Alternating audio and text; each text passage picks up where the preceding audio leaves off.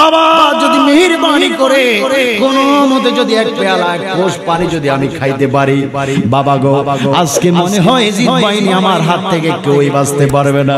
হুসাইন ডাক দিয়ে বলে, বাবা রে, তুমি পানির জন্য কান্না করছো, অথচ আজকে 3 দিন যাবত আমি নিজেও পানি খাই না।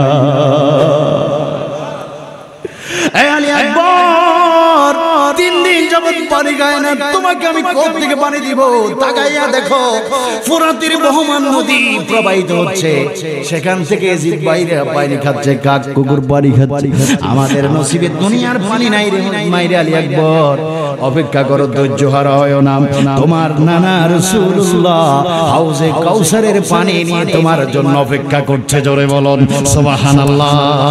হুসাইন ডাক দিয়ে বলে, বাবা আলী আকবর, পানি তো তোমাকে আমি দিতে পারবো না, তবে আলী আকবর তোমাকে আমি বলছি, এখন থেকে 50 বছর আগে আমি যখন ছোট্ট শিশু ছিলাম, আমার নানার দরবারে যখন আমি যাইতাম, আমার নানা রহমাতুল লিল আলামিন আমাকে অনেক বেশি আদর করত, মোহাব্বত করত।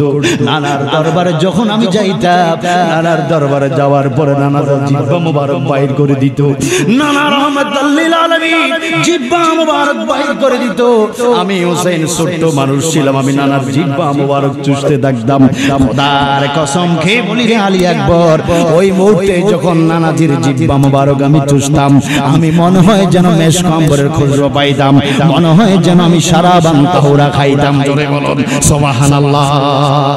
এ বাবা, আজকে আমার নানা নাই, আজকে আমি হুসাইন তোমাকে পানি দিতে পারবো না।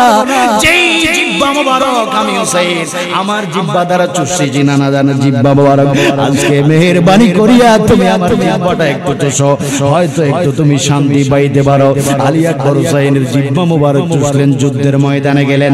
যুদ্ধ করতে করতে আলী আকবর ওই কারবালার ময়দানে কুফিদের কেমন ভাবে কাটতে লাগলো, কিতাবের মধ্যে আছে এমন ভাবে কতল তিনি করলেন, মনে হয় যেন কারবালার ময়দানে কুফাবাসী ইয়াজিদ বাহিনীর লাশের ক্ষেত বপন করা হয়েছে। সুবহানাল্লাহ।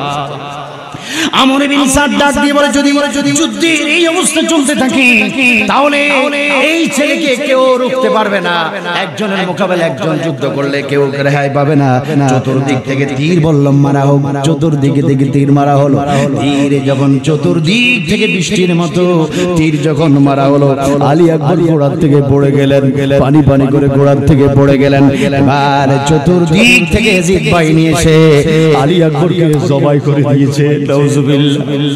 আলী আকবর বলে, আব্বাজান, ও আব্বাজান, আমাকে শহীদ করে দিচ্ছে আব্বাজান, আপনি কোথায়? হুসাইন চিৎকার দিয়ে আলী আকবর লাশের পাশে চলে আসলেন। আস্তে আস্তে আস্তে আস্তে তিনি দেখলেন আলী আকবরের লাশ মুবারক 2 টুকরা হয়ে 2 ভাগ হয়ে আছে।